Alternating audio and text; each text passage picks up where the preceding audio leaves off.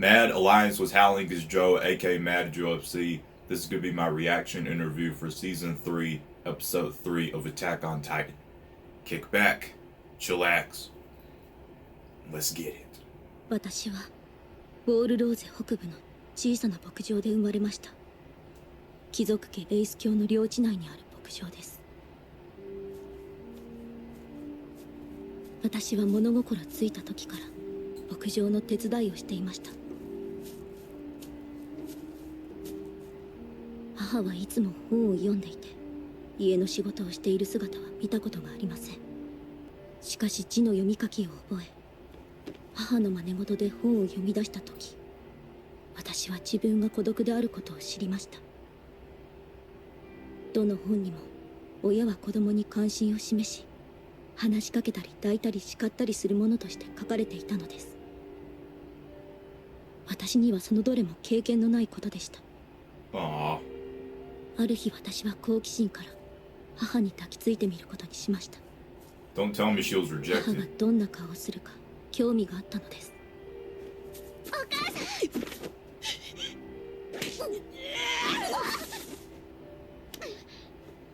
結果は突き飛ばされただけ Oh でした my が、 god. 母が私に何かをしたことは初めてだったので、 That is sad. 私にはそれが嬉しかった。こいつを殺す勇気が私にあれば。それが母が私に発した最初 Oh の my 言葉。 good lord. それ以来、母は家を出て他の場所 If で that 暮らし isn't 始めまし sad, た。 then I don't know what is. そして5年前のあの日、ウォールマリアが陥落して数日経った夜、私は初めて父と会いました。数年ぶりに見る母はひどく怯えているようでした。ヒストリア、これから私と暮らすぞ。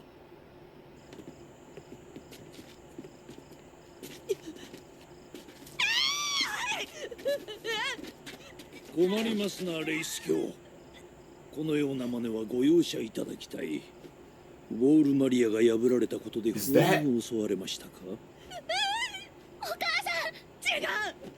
私はこの子の母親ではありません。私とは何の関係もありません。おお、それは本当ですか、レイス卿。この女もその子もあなたとは関係がないと。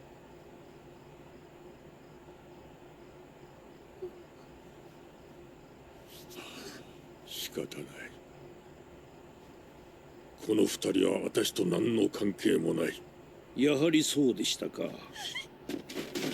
お前さえ産まなければ。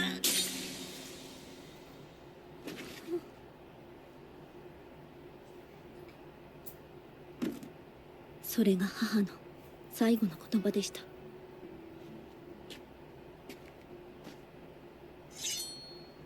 待て。私も殺されそうになる直前で、父はある提案をしました。ここよりずっと遠くの地でつつましく生きるのであれば、見逃してやってはどうかと。君の名はクリスタ・レンズだ。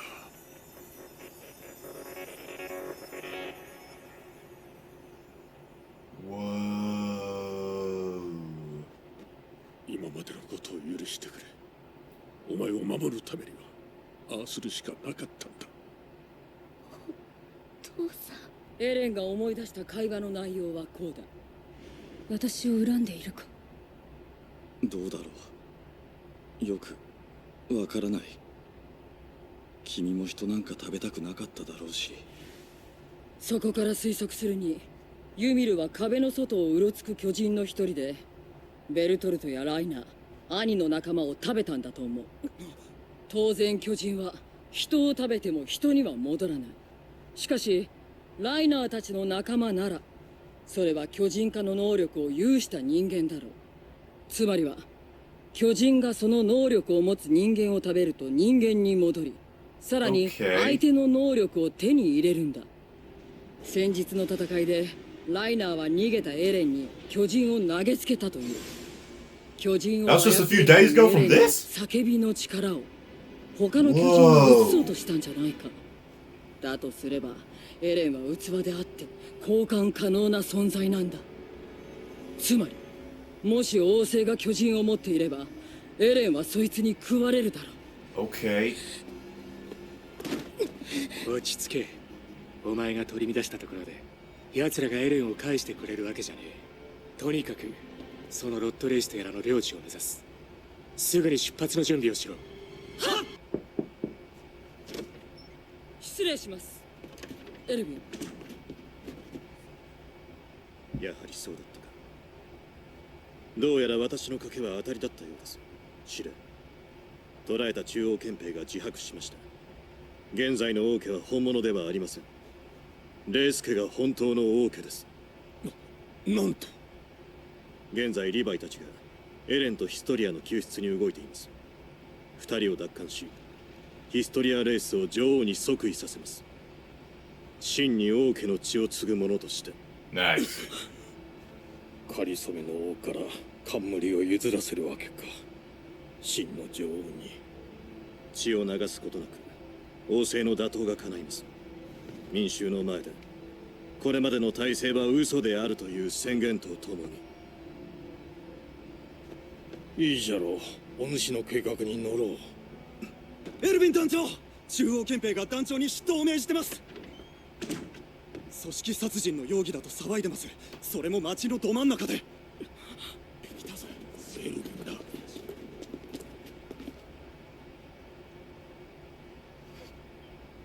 彼が誰かわかるな、ねエルヴィン。リーブス商会の会長リモ・リーブス氏だ。貴様らのやっていることはエレンの持つ巨人の力を私物化することと同義。その行為は人類継承第6条に抵触する。当然内容は知っているな。個々の利益を優先し人類の存続を脅かした罪だろう。その通り。ではここに同校への重大な違反を認め全調査兵の身柄を拘束する。親父。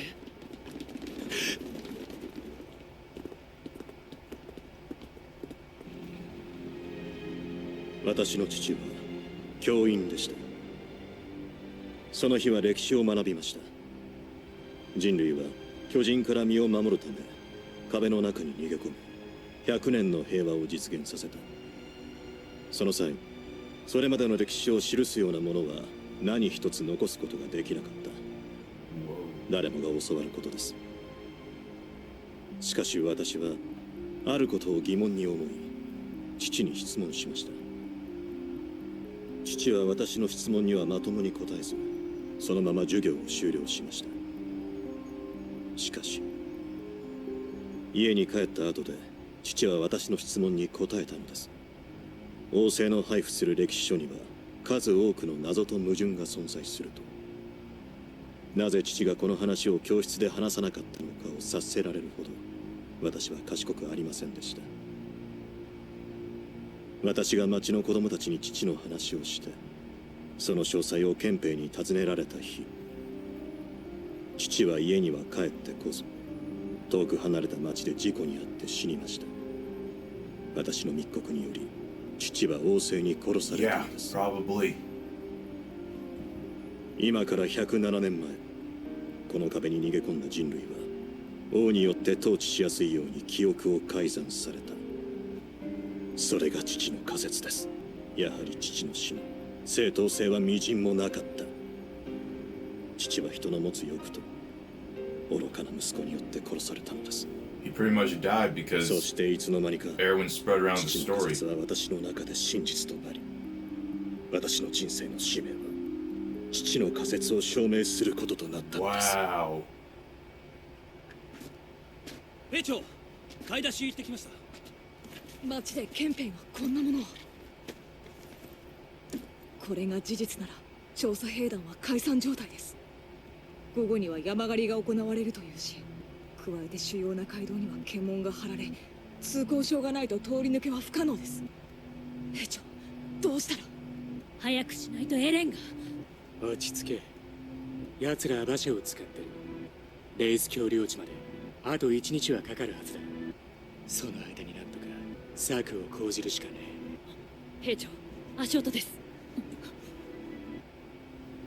こっちに向かってきます。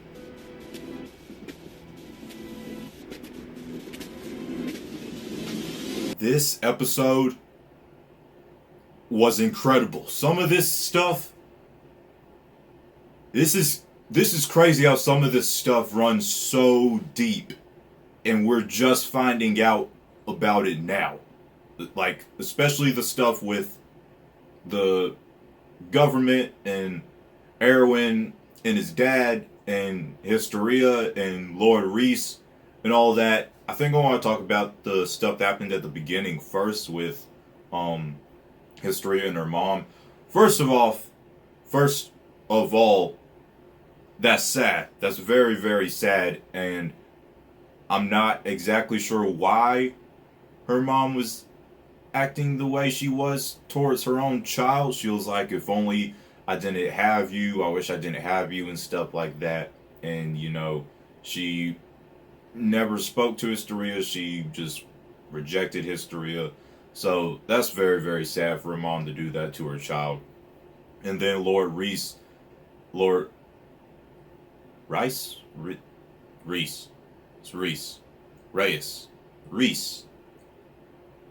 gonna call it Reese.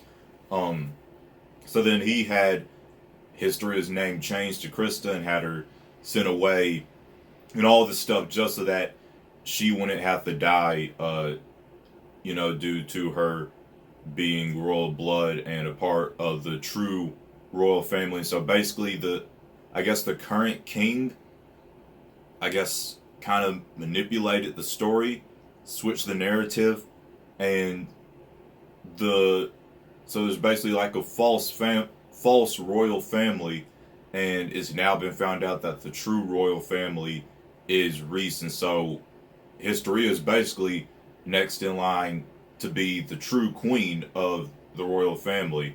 So that's like Erwin's plan now that he knows who the true royal family is. They need to overthrow the government and, I guess, the current king. This is something I also didn't know. So when a Titan eats a human, they don't turn back into a human. But when a Titan eats a human that can also that's a Titan shifter, they can turn back into a human. I'm guessing that's because that's what happened with Ymir, so I'm guessing that's the deal. If a Titan eats a human who's also a Titan shifter, then they could turn back into a human. And I want to talk about the Erwin stuff too. And I've realized some stuff. So last episode, I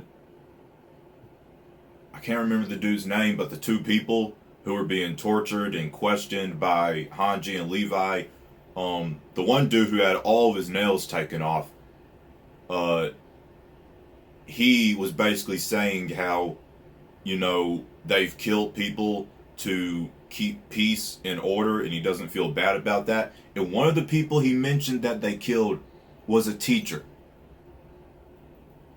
I just realized that teacher was Erwin's dad. That's who he was talking about. So that's one of the people that the military police killed was Erwin's dad, who was a teacher, and they killed him because of what Erwin said in here, because Erwin so Erwin's dad, after class, told Eren all this stuff that he didn't say in front of the class, because, Eren was getting kind of curious and suspicious. He had his own questions, and Erwin's dad basically said that when humans went into the walls and had this 100 years of peace, all of their previous past, there was no records or anything of it, but Erwin had suspicions about that. And so his dad told Erwin his own theories and his own thoughts about that. And so then Erwin spread his dad's stories around, and I guess he got around to the military police. They caught wind of what Erwin was saying. So when they found out that his dad was telling them this, they killed him because he knew stuff that, the military police didn't want people to know. And so that's why the military police killed Erwin's dad, was to pretty much, they were saying to keep peace and stuff, but really it's because he just knew stuff that they didn't want other people to know. I hope some of this stuff I'm saying doesn't sound confusing at all. I'm just trying to remember everything that happened in the episode and talk about, like, it's a lot of stuff that goes pretty deep, and so there's like references and foreshadowing in episodes prior to this, so there's just a lot that you have to pick up on and a lot that you really have to pay attention to. And I just realized that in the opening as well. There's a part with young Erwin. I remember when I first watched the opening, I was like, I wonder if that's his dad, and so that was his dad. And then you see older Erwin looking in the window. But yeah, there's a lot of stuff. This goes really deep. And something I want to talk about that you guys were blowing up in the comments for my reaction and review for the second episode of season 3. You guys were saying something that was mentioned in that episode that somehow I didn't even catch. So Kenny said Levi's full name, Levi Ackerman. So there's someone else whose last name is Ackerman, and that's Mikasa. Now I'm gonna let you guys were like, I'm surprised you didn't have any kind of reaction to that. Well, the reason why is because I forgot Mikasa's last name. If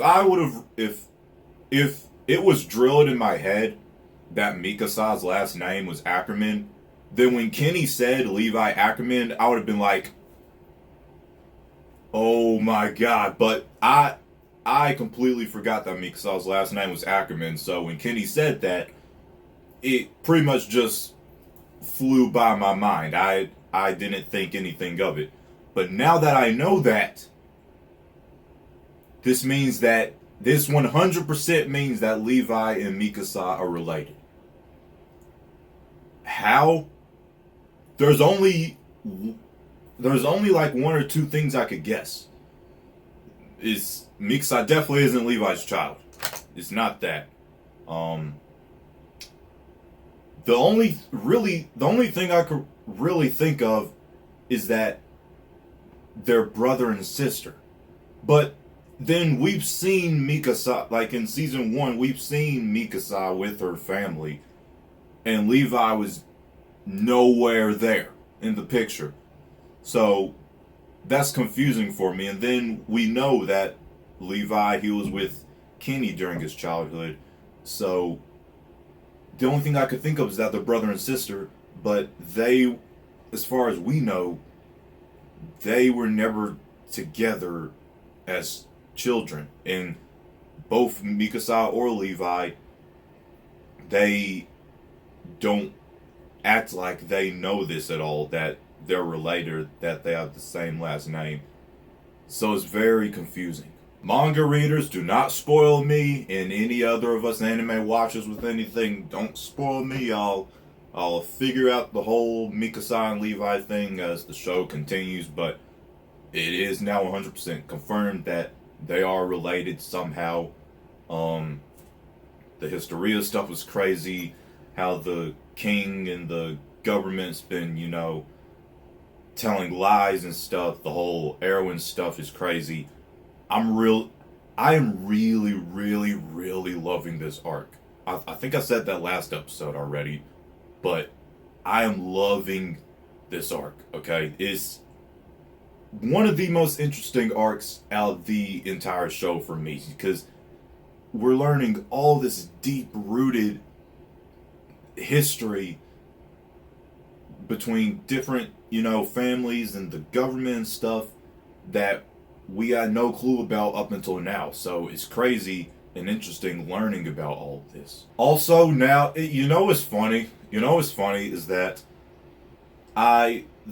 so the ending, the official season 3 ending was shown at the end of the second episode of Attack on Titan. But then at the very beginning of the third episode, we see the whole thing with young Historia and her growing up and how she was always, working in the fields and stuff. And then in the second ending, you know, she's in the fields and stuff. So now the ending makes a lot more sense. Why it's centered around Historia, why she's in the field, all that stuff makes a lot more sense now. The ending makes sense now when you see the beginning of this episode.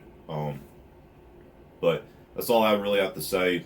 A lot of deep rooted stuff, and we're not through all of it yet. This was my reaction and review for season 3, episode 3 of Attack on Titan. If you enjoyed my video, let me know what you thought. Links on my social media will be down below in the description box. Smash the like button. Share this video with anyone you feel would enjoy. If you are new around here and you like what you see, tap the subscribe button and ding dong the notification bell to join the Mad Alliance on our journey to 100,000 subscribers. My name's Joe, aka Mad Joe FC. I hope y'all have a marvelous day. Mad out. Mad. Strong. Together.